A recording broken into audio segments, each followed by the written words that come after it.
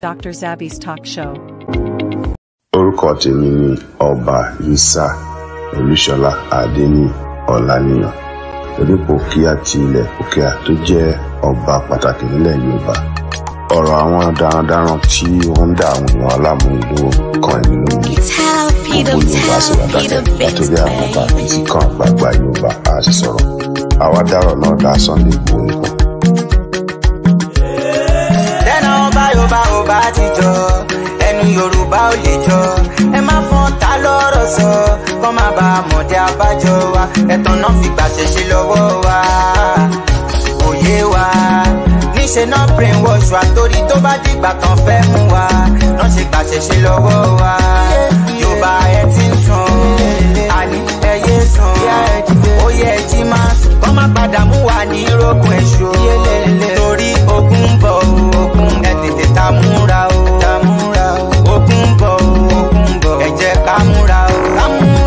Yorùbá ṣebí ìjọ lárọ̀ bá nígbà ní ló di ìjọba ẹ̀yin ọba. Mo kí gbogbo wa nílé lóko lẹ́yìn òdì, mo kí wá pé akúgbójá ọjọ́ ṣe rí. Èmi ọmọ yín àbúrò yín olólùfẹ́ yín Dr. Zabby's Talk Show. Ayé ọpẹ́ yẹ̀ṣọ́ ìrọ́dọ̀ títí yín náà ní agbára lọ́wọ́ Ọlọ́run. Ayé ọpẹ́ àkókò máa yọ fún wa lórí ọmọ, lórí ìdáwọ́lé wa. Ayé ọpẹ́ àwọn ayọ̀. Èwo la mú wá fún wa ní ọjọ́ títí òní wípé ká sáré ṣe àgbéyẹ̀wò gẹ́gẹ́ bí a ṣe máa ń ṣe. A kí gbogbo ẹ̀yin tí ẹ máa ń fi short video ránṣẹ́ sí wa, bẹ́ẹ̀ náà ni mo kí gbogbo ẹ̀yin tí ẹ máa ń bá like tó wa, ẹ̀yin tí ẹ máa ń fi comment sílẹ̀. God bless you. Mo kí gbogbo àwọn mùsùlùmí wípé Ramadan Mubarak or Ramadan Kareem. Ẹ má bínú èyí tó bá jẹ́ ńbẹ̀, ó ti ṣe díẹ̀ náà tí a ti sọ wípé bẹ́ẹ̀ náà ni mo kí gbogbo lágbára lọ́wọ́ Ọlọ́run. Ẹ̀mí wa tó bẹ̀rẹ̀ oṣù náà la máa parí ẹ̀ lágbára lọ́wọ́ Ọlọ́run. A ṣe ìṣàmọ́dún. Allah subhanahu wa ta'ala á ṣe àforíjì fún gbogbo wa. Èyí tí náà suratal mustaqim, suratal ladzina an'amta alayhim gẹ́rí mọ̀gídùbí àlehìm ọlọ́lọ́ọ̀dì àmín. Ọlọ́run á fi wá mọ̀nà, á fi ní mọ̀nà ní Ọlọ́run Elédùmarè, á fi gbogbo wa mọ̀nà, á ṣe àforíjì tó pọ̀ fún wa. Bẹ́ẹ̀ náà ni mo kí gbogbo Kristẹni wípé God bless you ní agbára lọ́wọ́ Ọlọ́run. Ẹ̀yin náà ṣẹ̀ṣẹ̀ parí àwẹ̀ 50 days ni. Ọlọ́run ni wá fi yẹn náà ṣe àṣemọ fún gbogbo wa. Mo kí gbogbo oníṣẹ̀ṣe wípé àgbò àtọ́ ní agbára ní ọwọ́ Ọlọ́run. Gbogbo wa la máa gbó, gbogbo wa la máa tọ́ ní agbára ní ọwọ́ Ọlọ́run. Bẹ́ẹ̀ náà ni mo kí gbogbo free thinkers pátápátá wípé lágbára lọ́wọ́ Ọlọ́run ìgbẹ́kẹ̀lé wa kò ní já sí asán. Gbogbo àwọn tó dẹ̀ sọ wípé okay, mùtáwákálí tí mo bọ́ lọ́run dúró ní lágbára lọ́wọ́ Ọlọ́run, ojú òní tì wá, ọ̀tá òní yọ̀ wá ní agbára ní ọwọ́ Ọlọ́run. Mo kí gbogbo ẹ̀yin olólùfẹ́ mi wípé àkòbójú ọjọ́ ṣe rí. Èwo la mú wá fún wa ní ọjọ́ títí òní wípé ká sáré ṣe àgbéyẹ̀wò ẹ̀ gẹ́gẹ́ bí bá ṣe máa ń ṣe. Mo dẹ̀ kí gbogbo ẹ̀yin tí ẹ máa ń bá wa pín ètò wa, mo mọ̀ lóore o. Ọlọ́run tó láyé tó lọ́run kò ní ṣe ẹ̀yin náà lẹ́yìn nìkan. Ọlọ́run wá nípa náà fẹ́ wa. Gẹ́gẹ́ bí mo ṣe máa ń sọ, mi ò ní ṣì rí, ẹ̀yin náà ò ní ṣì mí gbọ́, mi ò dẹ̀ ní jọra mi lójú. Ṣé mo pé mi ò lè jẹ kọ́kọ́ tán? Tipátipá ni mo fi máa ń jẹ ẹyọ kan. Mi ò lè jẹ, mi ti ẹ̀ ń jẹ tán gan pàápàá. Ọlọ́run ò ní jẹ́ kí n ṣì, ẹ̀yin náà ní ṣì mí gbọ́ ní agbára lọ́wọ́ Ọlọ́run. Á dẹ̀ kú gbogbo rìtìrìtì náà á kú bó ṣe ń lọ nílẹ̀ Yorùbá. Ọ̀rọ̀ náà gba wípé ká mí kanlẹ̀. Mo mọ̀ wípé Ọlọ́run fọwọ́ lẹ́rọ̀ tó ń wò ṣe ni. Bóyá wọ́n máa lọ ṣe àdúrà 41 days ni o, bóyá wọ́n máa lọ gbégbá ètùtù ni o, bóyá wọ́n máa lọ, bóyá nínú àwọn mùsùlùmí tó ń ṣe fasting sìn o, bóyá wọ́n á fọ̀rọ̀ ọmọ Yorùbá sínú ẹ̀ ni o. Because èyí tó ń ṣẹlẹ̀ ń sìn, ẹ̀yin tẹ́ bá wo program tí mo ṣe before ilé, ẹ bá mi fi comment sílẹ̀ ńbẹ̀. Ṣé mo wíire tàbí mi ò wíire wípé kí àwọn ọba àti ìjòyè kan lọ wá àwọn security tó máa dà sínú igbó, kó má pè kankan nínú gbogbo àwọn aṣíwájú wa yẹn, torí pé kí ni, kó má lọ fi ẹ̀mí àwọn ọmọ Yorùbá, kó má lọ fi ẹ̀mí wọn ṣe òfò sọnù lórí ibi tí ọ̀tẹ̀ ń bá wa ọmọ Yorùbá lọ. Àti pàápàá jùlọ àwa tá a wà lórí social media, àwa tá a ti rò wípé èèyàn mílíọ̀nù ni kó wá wò mí, kọ́lọ́run kó ṣàánú, Ọlọ́run ní jájọ pọ̀, ọ̀rá ní owó ẹ̀jẹ̀ o. Torí tí wọ́n bá ń fẹ̀mí àwọn èèyàn kan tàfàlà lórí social media tó jẹ́ pọ́rọ̀ ẹnu ẹ̀yẹn náà fi ń pa àwọn èèyàn kan ní Nàìjíríà nílẹ̀ Yorùbá tó dẹ̀ lóò mọ̀ ṣó mọ̀ wípé Ọlọ́run má jà powó ẹ̀jẹ̀ mi àti yín ní agbára lọ́wọ́ Ọlọ́run ojú òní tiwa ẹ jẹ́ ká lọ sí orí agbami ètò ní ọjọ́ títí òní gẹ́gẹ́ bá ṣe máa ń ṣe mọ̀ pé tá a bá kọ́kọ́ wọrí ètò a máa ń ṣe warm up a máa ń ṣe preamble a máa ń ṣe exercise òun la kọ́kọ́ gbà láti fi wọlé bọ́ jẹ́ ká lọ sínú ètò gangan sìn wọ́n dúpẹ́ lọ́wọ́ ẹ̀yin tẹ́ máa ń ju short videos wa bóyá ká tó parí ẹ̀ a máa play ibi tẹ́ máa ti lè rí phone number mi tẹ́ lè ju àwọn any short video tẹ́ bá mọ̀ wípé ó lè ṣe wá láǹfààní ẹ jẹ́ ká gbélé ìjáde kó tó di wípé a wọnú ètò lọ.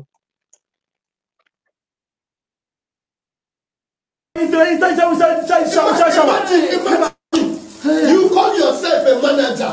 You call yourself a manager. Somebody will check out from hotel room and you will not come and check the room. Now look at it. Look at it. Oh my God. Jesus. Oh my God. Sir, you know, this guy is still outside though. This guy is where? This guy is still back outside. What is car? What is car? He has achieved his goal. What is car? What is car? Don't go. Don't go. Sir, how can you go and leave that big outside? What big car? Do you know what this is worth to him? Do you know what he has achieved? Now your boy, you don't jump and go. You will never come back for the car again. You will not come back for the car. Hey, he will not come back. You mean you leave that big car? These girls, leave their own boys alone. Leave their own boys. Look at your life. Look at this girl's life. Look at her life. Look at her life. Jesus. Jesus. Look at. Let's take her out. Take her out. Take her out. The Lord of God. Mona take her out. Mona take her out. Mona take her out. Jesus. The boy can't dance. The boy can't dance. Hey. Off the water first. Off the water. Jesus. They don't use this girl. They don't use this girl. Come here, Che. They don't use this girl. Che. Oh my God. Oh my God. Oh my God. Manager. Person go want take out for hotel. And I'm not going to enter inside the hotel. Go check. Go see the situation. And I go come out. Now you don't see him. Hey. Jesus. Check inside Abba. Check inside Abba. If you say any information about that guy, check inside Abba. Jesus. See him. See him. Nothing. Red clothes. See him. Check everything. Check. The money for the bag. That's more money. I tell you, say if don't get what you want, they don't go carry. Jesus. Don't use the girl. Your hotel don't enter problem. Your hotel don't enter problem. People should help me out. Why you don't check the room? The government now. You face the government. That's how. Now nírànì fẹsẹ̀ sí tọmọtọmọ lágbára lọ́wọ́ Ọlọ́run oríṣiríṣi là ń rí oríṣiríṣi là ń gbọ́ ìṣẹ̀lẹ̀ burúkú ló ń ṣẹlẹ̀ nílùú Nàìjíríà yẹn ní ojoojúmọ́ bọ̀ lágbára lọ́wọ́ Ọlọ́run àwa ò ní bá wọn rànì fẹsẹ̀ sí tọmọtọmọ táyátáyá tọkọtọkọ tẹbítàbí tààràtààrà ní agbára ní ọwọ́ Ọlọ́run ṣe rí eléyìí tí a tún mú wá ní ọjọ́ títí òní ẹ jẹ́ ká fi ṣọwọ́ sí àwọn èèyàn wa tí wọ́n bá wà ní Nàìjíríà èèyàn anybody ò ṣe trust mọ́ ń sìn hòtẹ́ẹ̀lì náà gbé lọ ń sìn kó tó di wípé wọ́n ti lò nǹkan tán máa lò wọ́n ti lọ àwọn dẹ̀ ti lọ tán bá rí wọn mú náà ńkọ́ ṣé wọ́n lè dá padà wọ́n lè dá ẹ̀mí yẹn padà sí lára ṣé wọ́n lè sọ di ọmọ èèyàn tó jẹ́ ṣé tán bá tiẹ̀ jí padà gan ṣó lè jára ayé mọ́ ní agbára lọ́wọ́ Ọlọ́run níjọ ẹni tán wá ìṣọwọ́ tí àwọn èèyàn tán fi ń wá owó nílùú Nàìjíríà yẹn ó kọjá bẹ́ẹ̀ now ibo la wá ń lọ àti débi tá à ń lọ báyìí sí wípé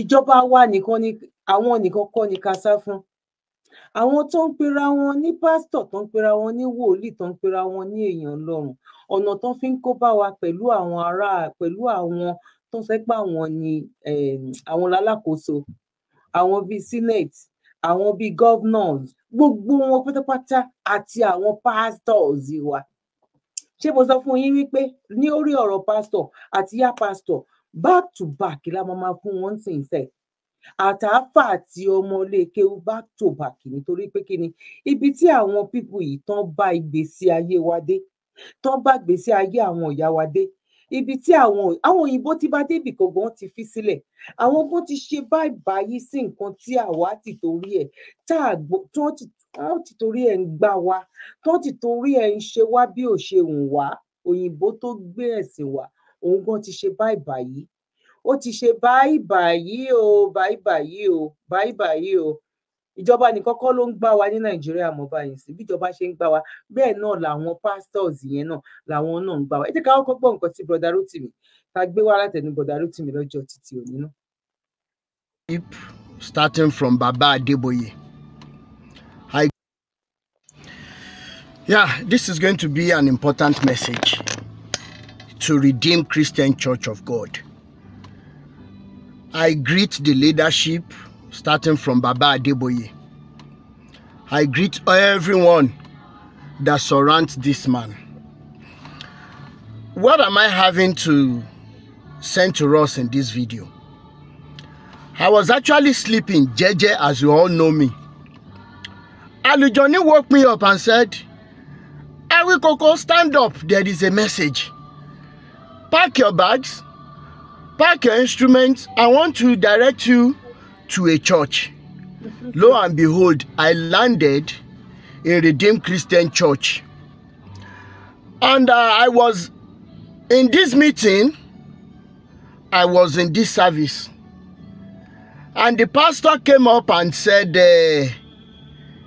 that the province sent a message to all zonal parishes to contribute 700,000 each. And the pastor of the local parish that I attended started putting it on the ministers and on the workers, the ministers to pay 30,000 naira each, while the workers are to pay 20,000 naira each. And after the service, I walked out. Baba Adeboye, I want to exonerate you because you may not know that this is going on in those parishes. After all, it is like franchises, right? The most important thing is that the money agreed to be paid to headquarters be complete, right? Now, if it is not so, sir, Baba Adeboye, I am representing so many voices in Redeemed Christian Church. I am representing so many voices that have left the fold. I am representing those who are now assuming or concluding that God doesn't exist again. Courtesy everything you people have said in this body of Christ. And I will jump to Pastor Kola Olatunde, RCCG Province 13. Kola Olatunde, RCCG Parish 13. I am going to be tagging your Facebook page in Bagada. You call it a Solution Center. How can a place called Solution Center also be the place where people cannot afford to feed their families? How can you call it a Solution Center where people are being mentally enslaved, that if they don't pay the money levied against them, that probably something will happen to them? But the shame that each zonal parish under you should pay 700,000 in this hardship. Baba Adeboye, you are now 82 years, sir. It is not a mistake to say that you have said so many things in this so-called body of Christ, that yes, probably a rute losara. Àti pé káwọn èèyàn máa rí yín ká máa wárìrì, bọ̀ kì í ṣe gbogbo wa la máa bẹ̀rù. Irú nǹkan bẹ́ẹ̀ yẹn ò kí ń jẹ àwa kan. Òun ló jẹ́ kí n máa gbóhùn sókè báyìí pé despite all the heresies you have spread in the body of Christ, sir, we will need you. We are pleading, we are begging, we are not commanding. Gẹ́gẹ́ bí bàbá tẹ́ ẹ jẹ́, John Tori Olorun, help us release a video to show that you are not in solidarity with the redeemed pastors that are making life difficult for people who are only seeking God through your organizations.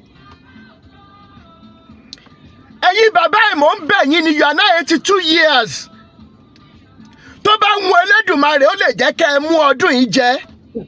Tó bá dẹ̀ ń wo Elédùmarè á ní pé kẹ́ ẹ wá jíyìn. But before it will be too late, Baba Adeboye, I am begging you, sir. I will make it known in this video if you don't know how important you are to so many people. So many people have been crying in their closet, knowing fully well that you have missed it.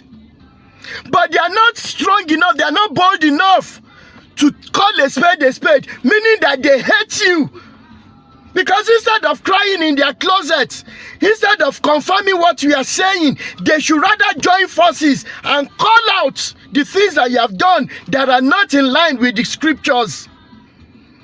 But because I love you as a father, because I love you as a man that happens to be the father many did not have when they were growing up, sir, I hope that this video will go viral so that you can call them and ask them who is asking them to pay 700,000 naira in this hardship. I am not going to make reference to the fact that Kumuyi already said that people should be going to help their family members and friends. Genesis has done the same thing. Some pastors are speaking up now. Baba Adeboye, when is the time you are going to speak up, sir?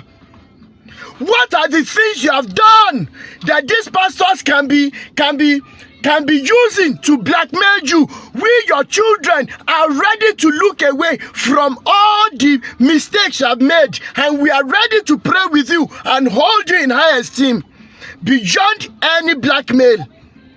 What Iluyomade said, we are not hearing anything again about the fact that they should hand over that parish to somebody else.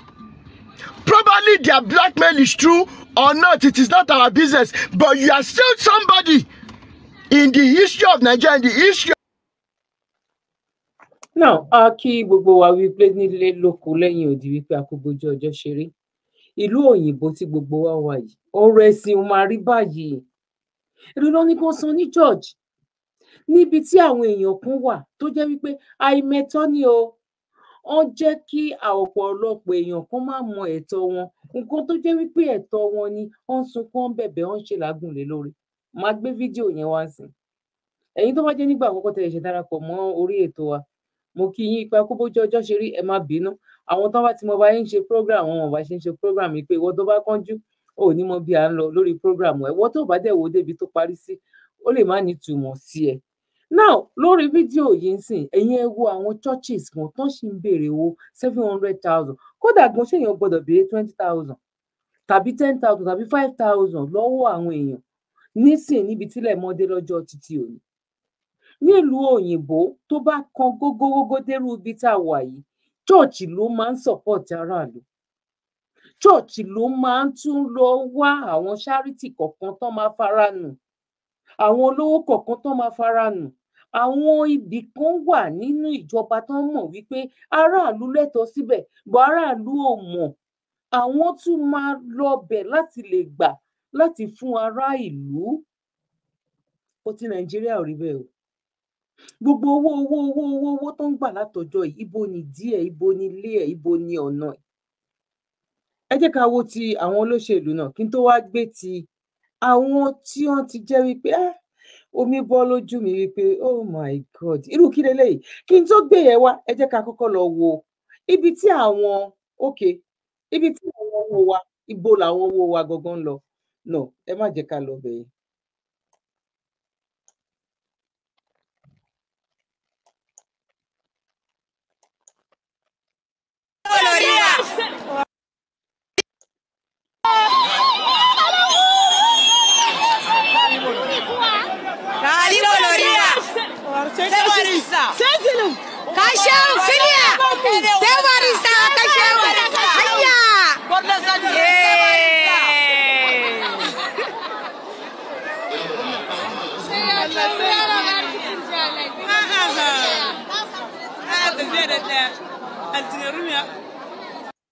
Cherry, mo kàn wọ́n mọ̀ dá dúró ń bẹ̀ yẹn ni. Ẹ wo bí oúnjẹ, bí wọ́n ṣe tó oúnjẹ lọ sílẹ̀. Ẹ wo bí oúnjẹ bó ṣe pọ̀ lọ. Ẹ wo bó oúnjẹ. Ká tiẹ̀ dúpẹ́ lọ́wọ́ àwọn ti North wípé àwọn tiẹ̀ ń ṣe báyìí. Àwọn ti Lagos State, àwọn ti Ondo State, Ogun State, mélòó ló ń ṣe báyìí?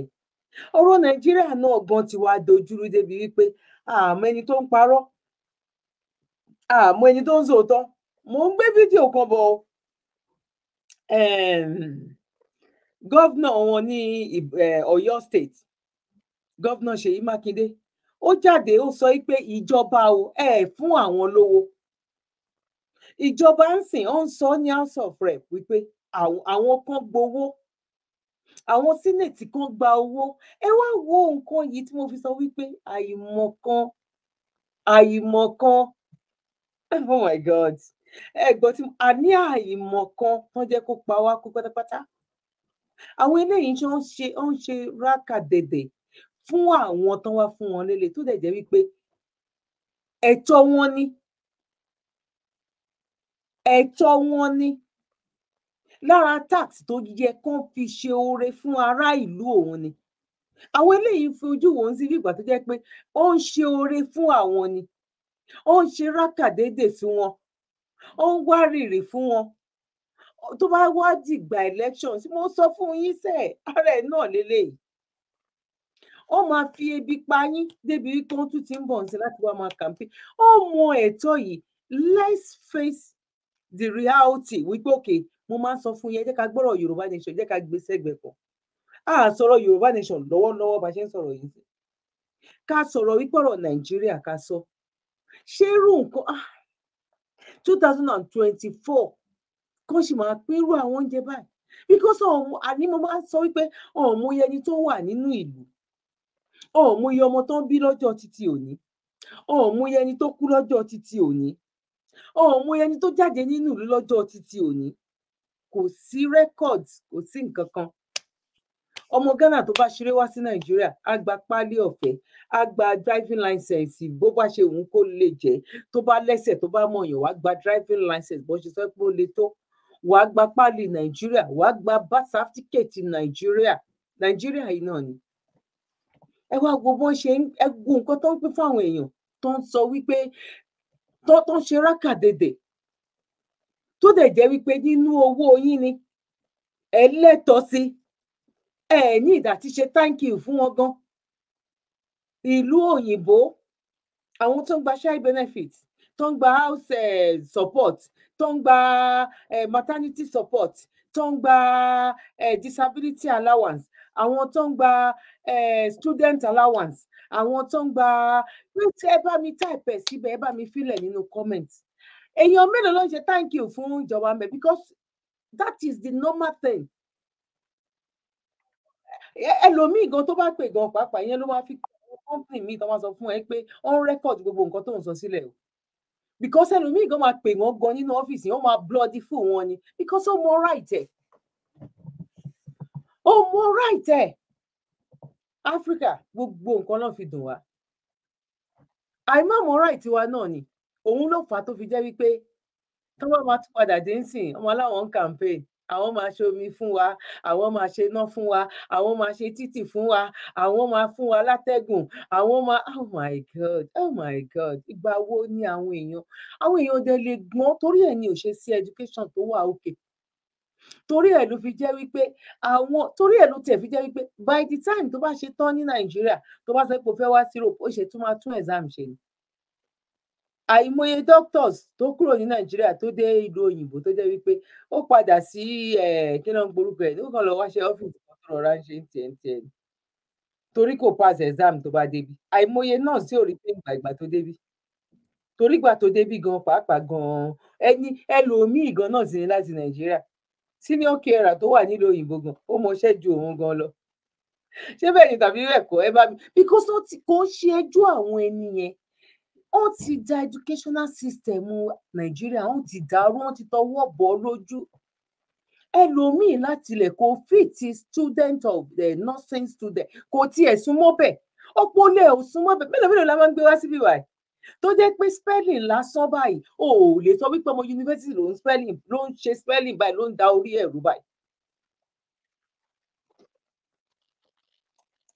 To kadiriya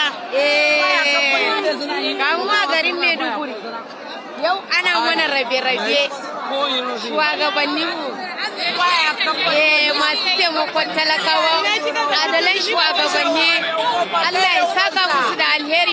Ẹjọ́ ẹ torí ọ̀nà ibo lẹ ti rírú oúnjẹ tó tó yìí because a ti rí oríṣiríṣi ní north different ibi tán ti ṣe oúnjẹ tán ti pín oúnjẹ báyìí tá ti rí ní north ibo. Ẹjọ́ ẹ bá mi fi sínú comment section ṣé ọ̀dọ̀ Lagos state governor ni ṣé ọ̀dọ̀ Ogun state ni ṣé lọ́yọ̀ọ́ ni ṣé lóńdó ni ẹ tiẹ̀ bá wa type ẹ̀ síbẹ̀ ìyẹn lẹ máa fi mọ̀ wípé ìran Yorùbá báwo lẹ ṣe jẹ́ gangan irú èèyàn wo lẹ jẹ́ ta ni yín ẹ fẹ́ràn ara yín àfẹ́ràn ara wa báyìí tó bá fún wa gan tọmọ Haúsá bá dé a lè fún ní 80% ká ní ẹ má wọrí ṣé bí nǹkan tó fà á nìyẹn tó fi jẹ́ wípé wọ́n ní kán pín owó fún àwọn tí ò ní. Ọmọ Haúsá sọ wípé torí pé ẹ̀yin o ìran Yorùbá Ìgbò ẹ ní àwọn èèyàn ní abroad that was ìgbà COVID-19 wípé ẹ ní èèyàn labroad ẹ̀yin ò ní ẹ lẹ́tọ̀ọ́ sí ẹ̀yin wà okay. Ǹjẹ́ gbọ́ nǹkan kan lẹ́nu gọ́vnà àwọn Yorùbá governors ṣe gbọ́ kán tiẹ̀ gbé ẹnu kankan ṣe gbọ́ kán tiẹ̀ tàn kankan. Àwa táwa lórí social media náà àwa la bẹ̀rẹ̀ sí ní pariwo pé ibo náà ti ń gbọ́ ibo náà ti ń ṣerú ẹ̀. Ẹ wá wò lórí ọ̀rọ̀ oúnjẹ náà irú ilé ayé wo la wà yìí ẹ jẹ́ ká kúrò ńbẹ̀ ẹ jẹ́ ká bọ́ sí mi.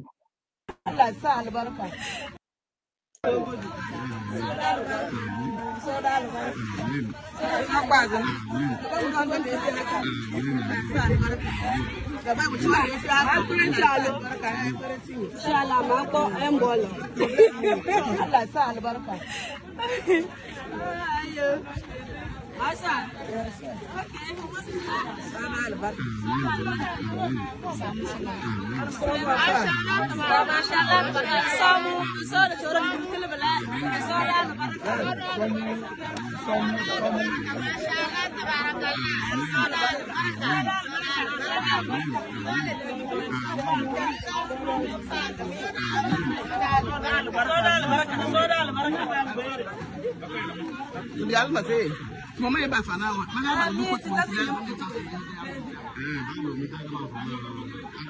me ni basuna ba bana na mama na de Mashallah tabarakallah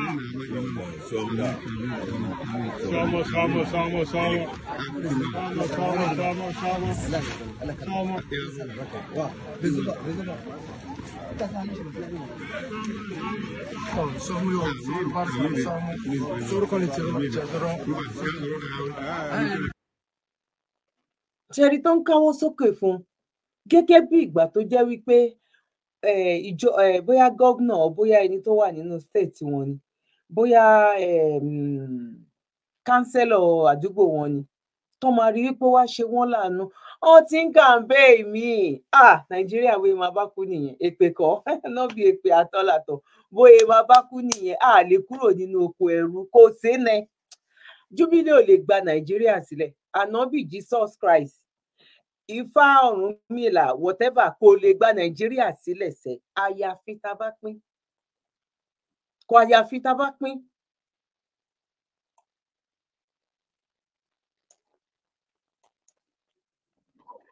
An individual, we are going forth and back on these issues and coming up with issues of the budget and individual issues concerning what came to our various constituencies.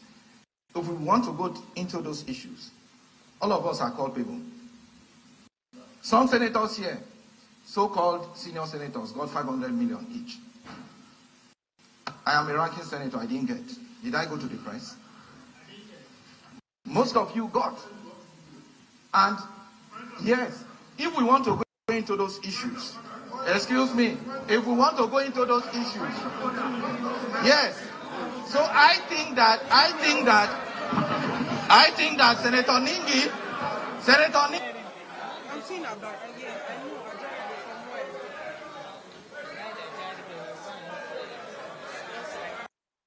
ẹ jẹ́ kí n dá padà sẹ́yìn ká wá sọ̀rọ̀ lé lórí àwọn owó ṣe gbọ́ iye tó sọ iye tó sọ ó lóun ò gbà ó ní sóun lọ sórí social media àwọn senior kan gbà oh my god ìyẹn ló wá pín láìsí ládùúgbò wọn tó ń ṣe rákàdédé oh my god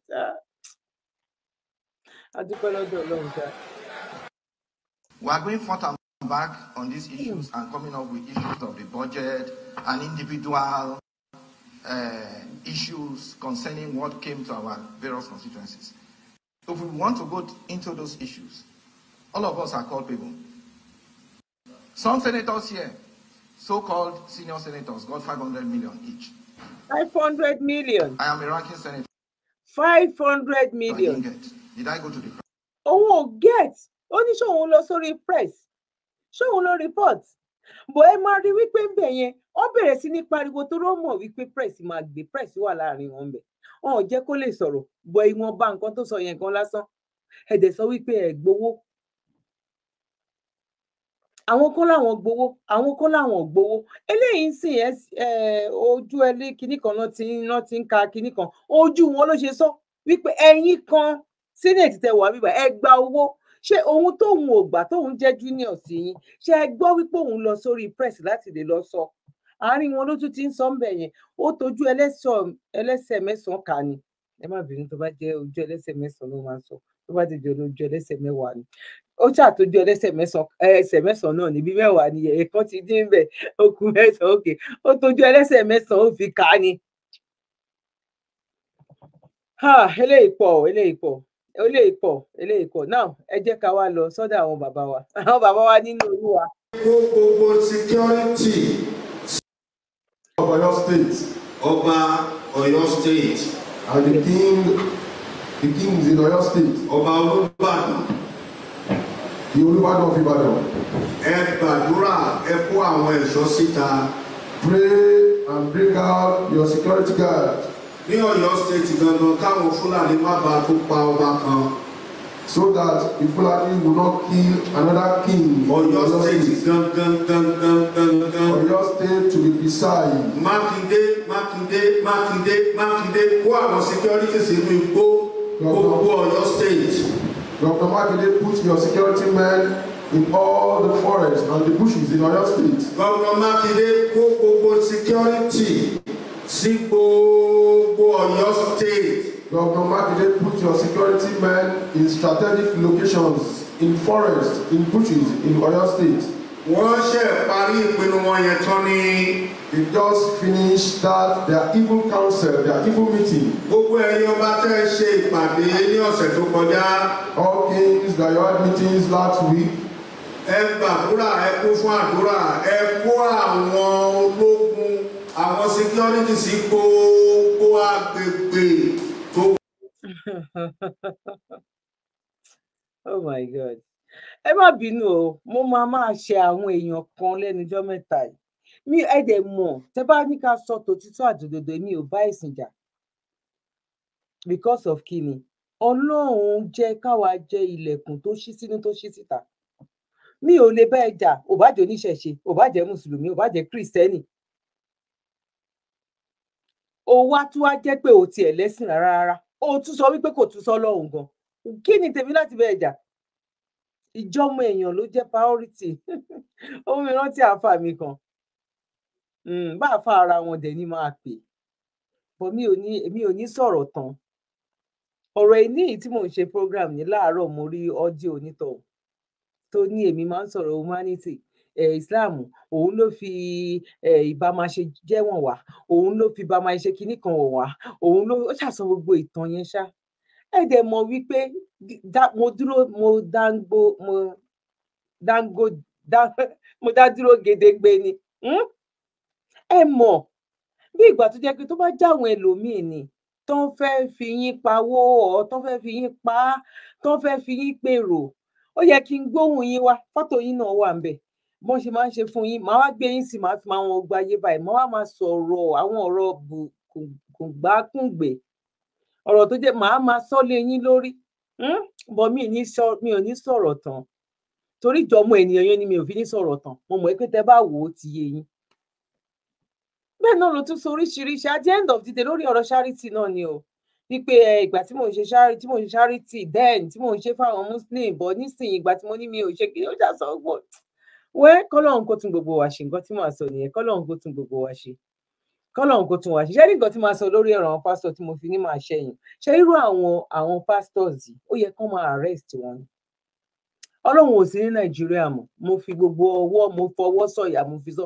ọlọ́run ò sí ní nàìjíríà mọ́ ọlọ́run ti travel out kò sọ́lọ́run ní nàìjíríà mọ́ irú ọlọ́run wo ló máa ń bá yín sọ gbogbo kátikàti yàmàyàmá rédèrèdè torí ọlọ́run ti gbogbo àwọn people kò ní solution kò sí solution mọ́ nínú ọ̀rọ̀ ọlọ́run ìkan ni mo sọ ní other time tó ní gbogbo àwọn Jídé Kòsọ́kọ́ kìnnìkan ọyìn máa kú rí kò sí nǹkan positive tẹ́rí there's no any good news nínú ìjọba ọ̀run ti yín mọ́ kò sí good news ju wípé news ìbànújẹ́ news kan tún máa retí ọba kan tó fẹ́ kú torí pé ẹ ti gba information at the end of the day torí kún ti rí bá àwọn Fúlàní àwọn Nìjẹ̀ bó ṣe ń wọlé ńsìn tí à ń gbọ́ oríṣiríṣi something like that might happen ni mo sọ ohun dẹ̀ làwọn náà ronú sí tó fi ń sọ wípé ọlọ́run yẹn ò lè sọ wípé ẹ lọ sí abúlé báyìí àwọn ẹni bí kan wà ń bẹ̀ mò ń rọ òjò náà lé wọn lórí tẹ bá dẹ̀ débẹ̀ ẹ máa bá bẹ̀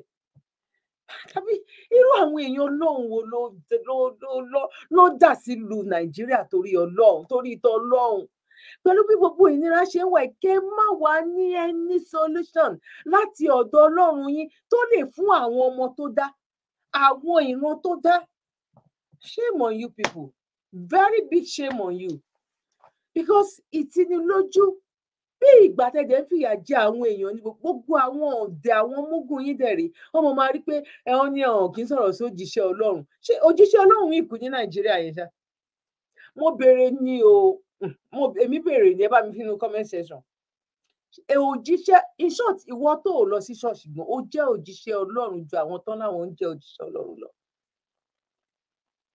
èèyàn máa kú ọjọ́ wo lẹ gbọ́ wípé a dúpẹ́ lọ́dọ̀ ọlọ́run o ìgbà tá a bọ́lọ́run sọ̀rọ̀ mọ́jú èní o a gbọ́ èsì ayọ̀ o solution lélẹ́yìí o ọ̀rọ̀ in short. wọnú ìlú please put all your security men at strategic locations at the borders. ọba Ogunwuyi of Ọ̀wọ̀ the king of Ọ̀wọ̀.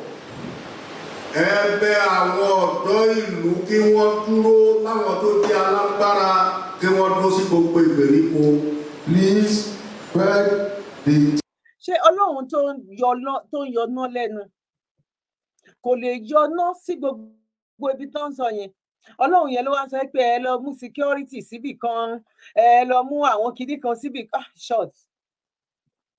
in short ọ̀rọ̀ àwọn pastors imam whatever àtàwọn babaláriwo náà ní nàìjíríà yẹn àló yẹ kó máa fi wọ́n a ní kó lọ ẹ lọ kó gbogbo ibi tán láwọn ti ń sin anything ní nàìjíríà ẹ lọ fi ṣe company ẹ lọ fi dá company sílẹ̀ bó jẹ́ pure water ló bẹ̀rẹ̀ sí ní ṣe ń bẹ̀ bó jẹ́ engine oil bó jẹ́ slippers ló bẹ̀rẹ̀ sí ní tà ń bẹ̀ bó jẹ́ ìṣáná ó máa rí nǹkan kan it must be solution torí ọlọ́run ẹ gbàdúrà ẹ gbàwẹ̀ ó tiẹ̀ yẹ kẹ́ fura ó yẹ kẹ́ fura ní wípé ẹ gbàwẹ̀ nǹkan kan ò súnmọ́ nǹkan kan ò ṣe nǹkan kan kàkà kẹ́ là ẹ̀ ń tòṣì sí lójoojúmọ́ ni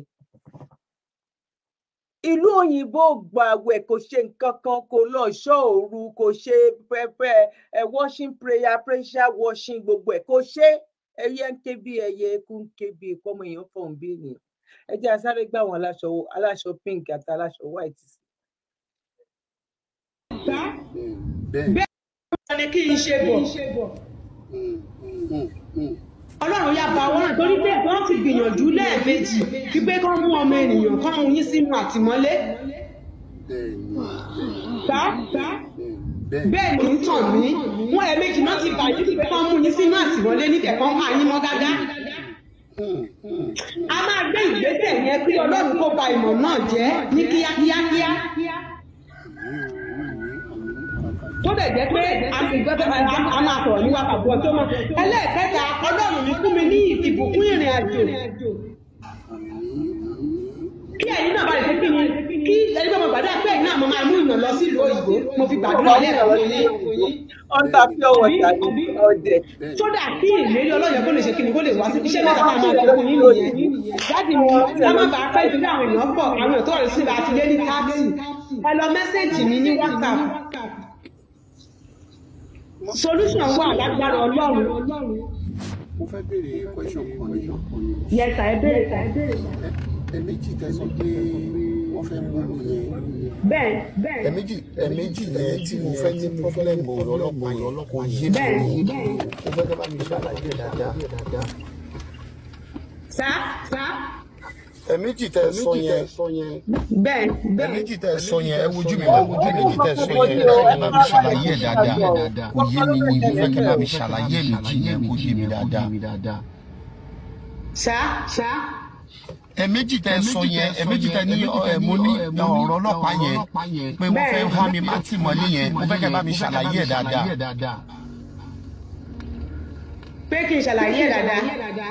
Bẹ́ẹ̀ ṣe sọ yẹn mo fẹ́ kẹ́ ṣàlàyé ẹ̀ dáadáa.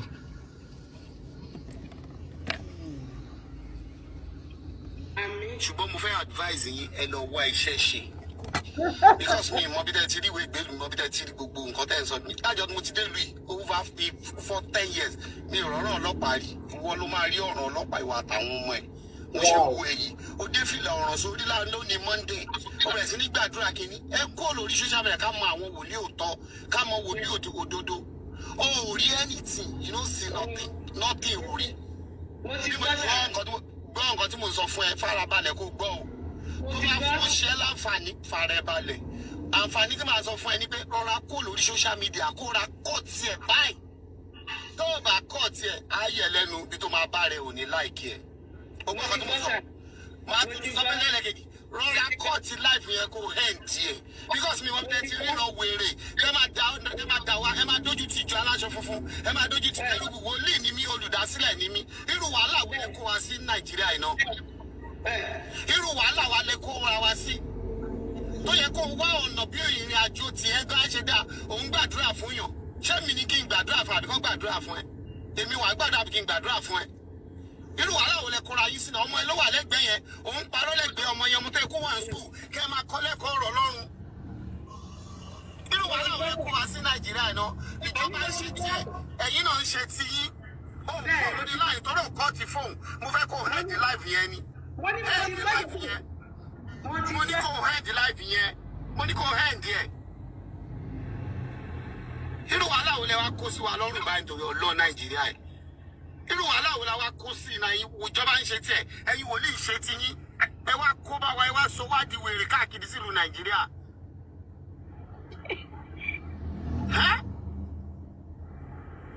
irú ẹ̀yin ìyàwó ni oṣù wo lélẹ́yìn náà ẹ jẹ́ àmọ́ wòlíì gidi náà ẹ jẹ́ àmọ́ àwọn tọ́lọ́run pé náà.